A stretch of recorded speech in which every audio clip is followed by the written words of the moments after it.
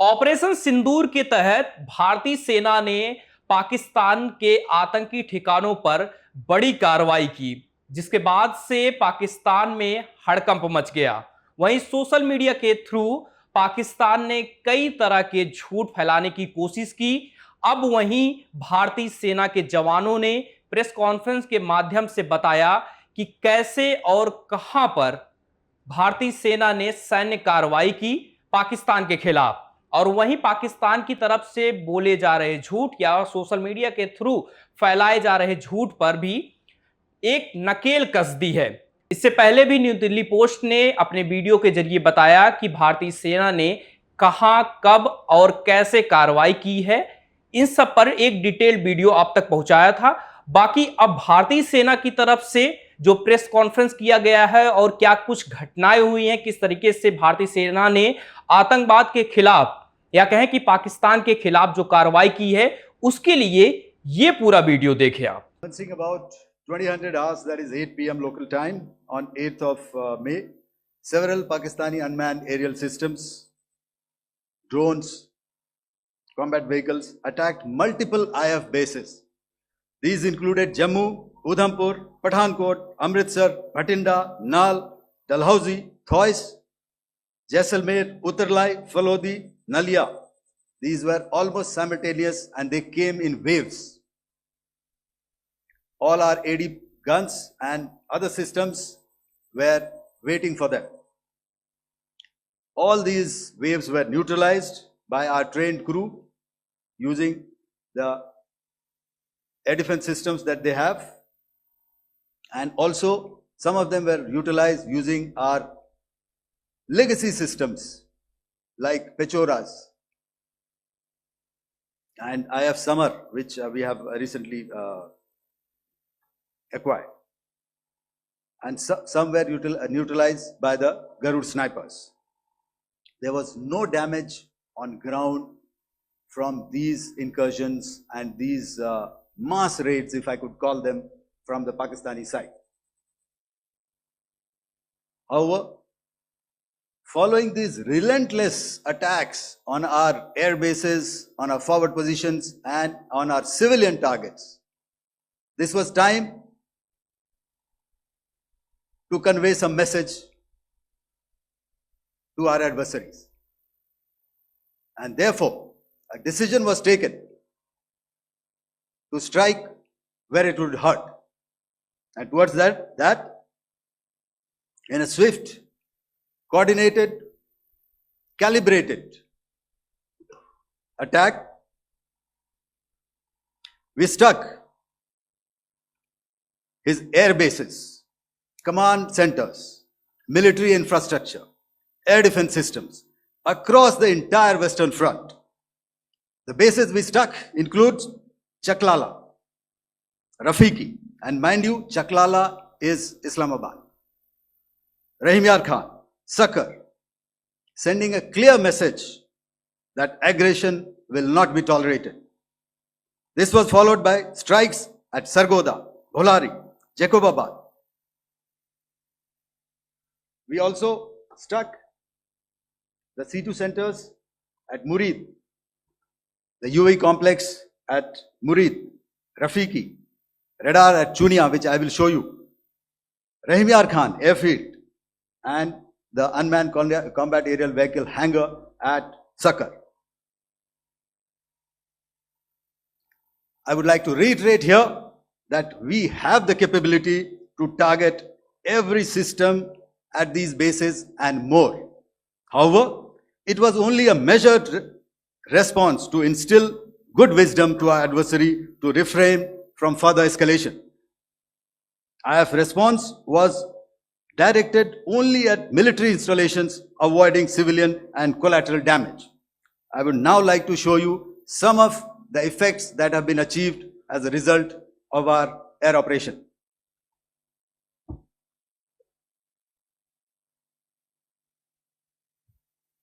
Here is the Pasroor air defense system. If you could see, zoomed up view, this is the radar mounted on a high tower. And after the strike,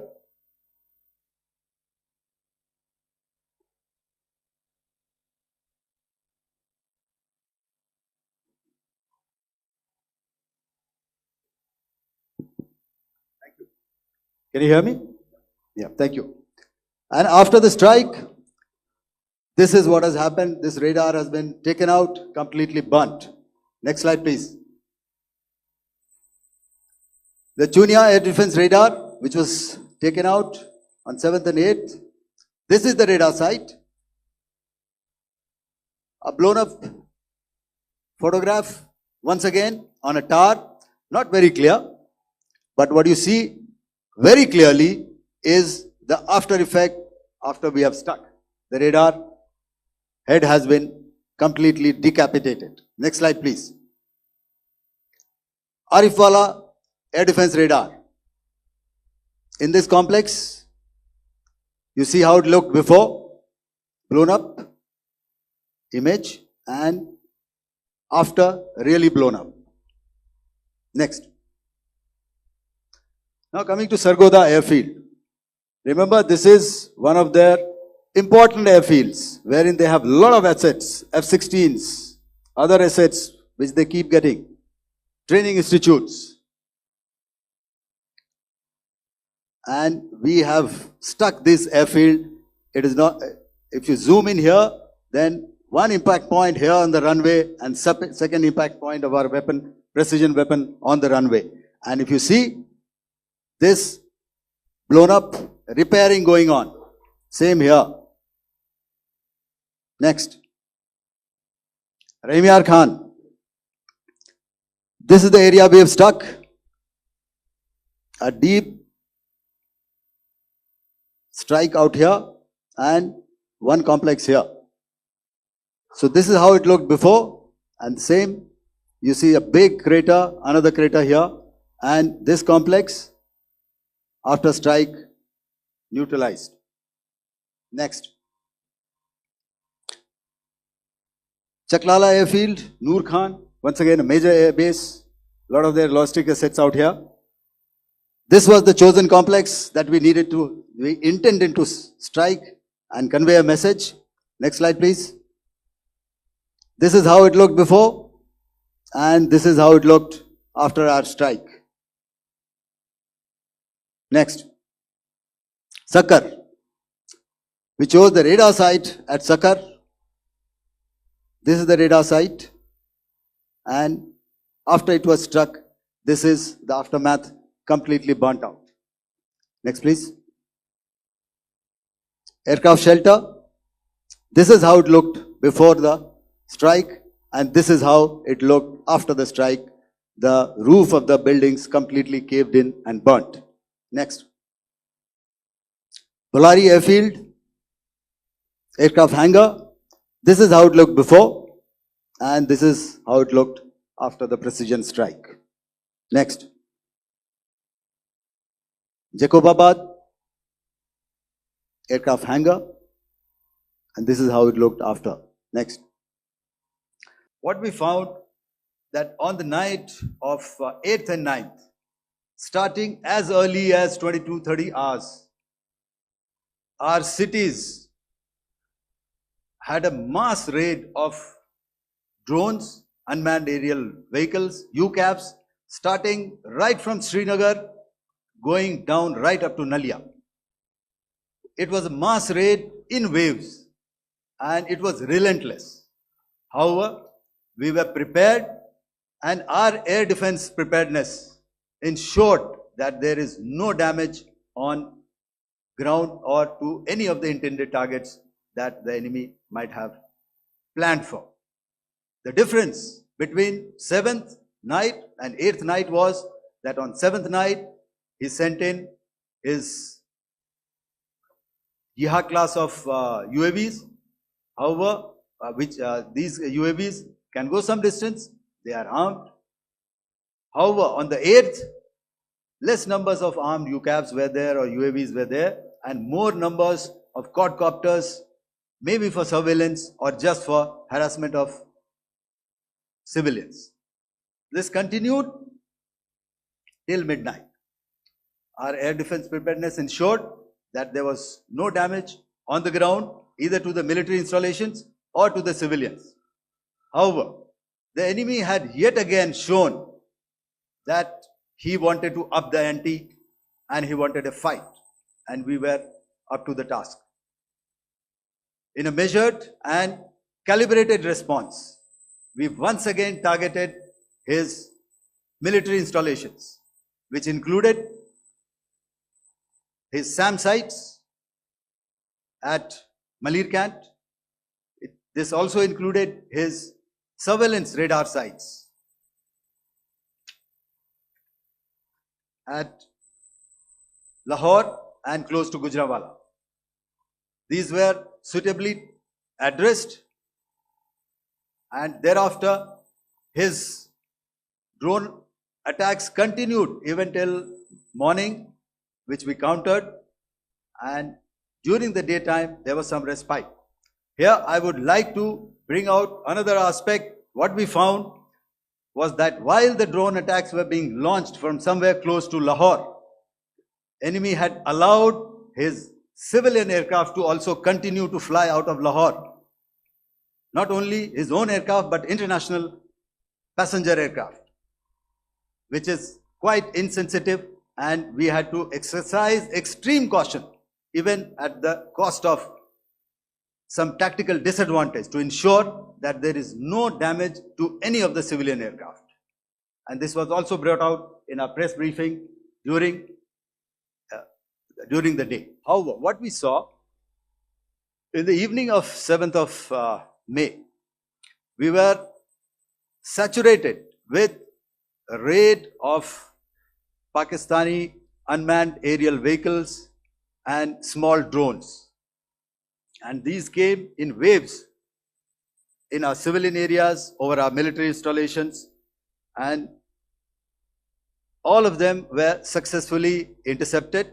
Few of them did manage to land. However, there was not much damage that they did. And we have our robust counter-US hard kill and soft kill systems which did the job. However, the difference here was that we had targeted the terrorists. The adversary now has targeted our civilians and the military infrastructure. So it had to be responded to. So in a quick and calibrated response, that very night, we struck their radar installations at Lahore and close to Gujranwala, the LYT installation, to indicate to him that we are ready, yet we do not want to escalate. Our fight was with the terrorists and not with the Pakistani military establishment. The forward deployment of the Indian Navy compelled Pakistani naval and air units to be in a defensive posture, mostly inside harbors or very close to the coast, which we monitored continuously. The Indian Navy maintained seamless maritime domain awareness throughout the duration and was entirely aware of the location and movement of Pakistani units. In effect, we had and continue to have good battle space transparency using our maritime domain awareness grid. As you are aware, our response has been measured, proportionate, non-escalatory, and responsible from day one. Accordingly, the calibrated approach considered all options, including the ability of the Indian Navy for offensive action from and at sea. As part of this escalation control mechanism, the application of force by the Navy was planned in a synchronized manner in coordination with the Army and Air Force, the highlight being teams from the three services working closely in an integrated manner. Along with the kinetic actions by the Indian Army and Indian Air Force, the overwhelming operational edge of Indian Navy at sea contributed towards Pakistan's urgent request for a ceasefire yesterday. As we speak, Indian Navy remains deployed at sea in a credible deterrent posture to respond decisively to any inimical action by Pakistan or Pakistan-based terrorists. Ladies and gentlemen, on the 10th of May, in the morning, even as we were getting into a huddle to wargame the events of the previous night, a routine exercise, I received a message on hotline from my counterpart in Pakistan seeking my willingness to communicate.